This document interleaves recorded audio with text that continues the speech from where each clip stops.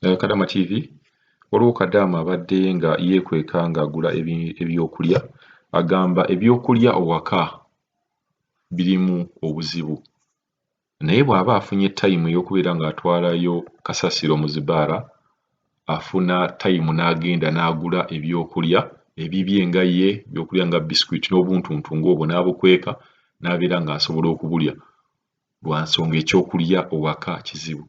Kadaama agamba agezezzaako okubeera ng'adressinga embeera eno eri ku ofiisi tayambiddwa ne bakama bwe tannafuna buyambi y'ensonga lwaki agula ebyokulya bino mu bubba naye obuzibu bw'asanze oba bw'afunye bwe kubeera nti baamuguddemu nti afuluma ng'agenza okubeera ng'akanyugayo ebisaaniiko n'abeera nga agula ebyokulya. Kadaama agamba embeera etandise okukyuka ewaka era abadde asaba ku buyambi. Mujjukire nti waliwo ne Kadaama awo gwe twabaweerezaako oba gwe baali bagamba nti Kadaama oyo buli bw'agenda okubeera ng'akanyugayo ebisasiro amiitinga ddereeva waabwe yalinga avuga oba yali ddereeva ndowooza yali ddereeva w'ewaka ne babeera nga bamiitinga era Omuwarabu yakimutaamingako bakiteekako n'amugamba nti Kadaama oyo aba agenze mu bwenzi. Kati nze ndaba obuzibu obuli wano Kadaama ono engeri gy'abadde agenda n'agula ebintu wabweru Abawarabu bano bayinza okugamba nti abadde tagenda kugula bintu ebyo byokka wabweru wabula abadde n'ebintu ebirala by'akola kuba kamera ze zaamukutte. Naye ka ntuwe Kadaama ono yennyini abeere ng'atunyumiza obuzibu buno bwe yafunye. Halo nnyabo oli Kadaama TV?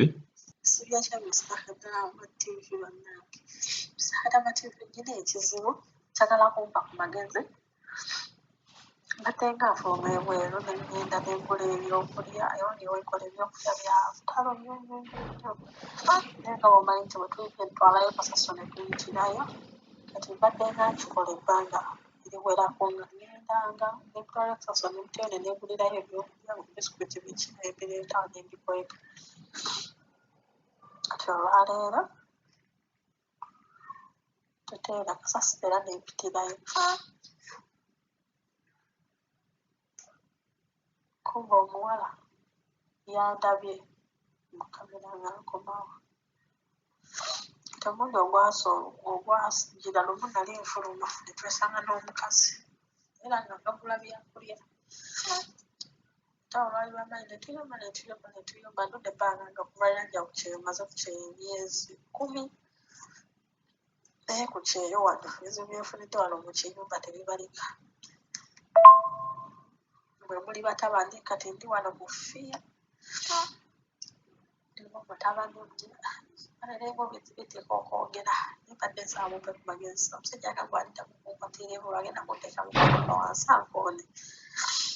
Kati leero simanyi oba kibadde ki ne bajja ne bakebera wano kamera egeza okulaga nga bwe batwala okusasira mpitirayo ne ngula ebyokulya. Kati omwami tannadda naye ndi mukutya Mr. Kadaama ndi wano ngamba oba nsuluke ngende ku ofiisi oba nsuluke oba ngende ku poliisi. Akatabo kange nali nkalabye kate ne kaddamu ne kabula simanyi gye kaalaga ne bambi bw'okuuzirabye ennyambo nziremuko manye kuba mpulira ndi mu kutya simanyi kikyakukola essaawa zino. Naye maze ebbanga ddene nga nfuna obutakkanya ne mukama wange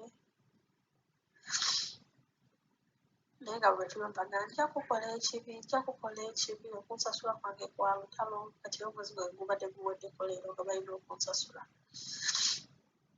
nga nate nkyalinamu buno obuzibuzibu wano kya lutalo okulya kwa lutalo nange byonna nabigumya ne nga nja kutolokanga mbigule naye bannange leero nsobeddwa nasibye dda buli kimu naye simanyi kyakukola. Jordan bajja bampita Shakira naboze Shakira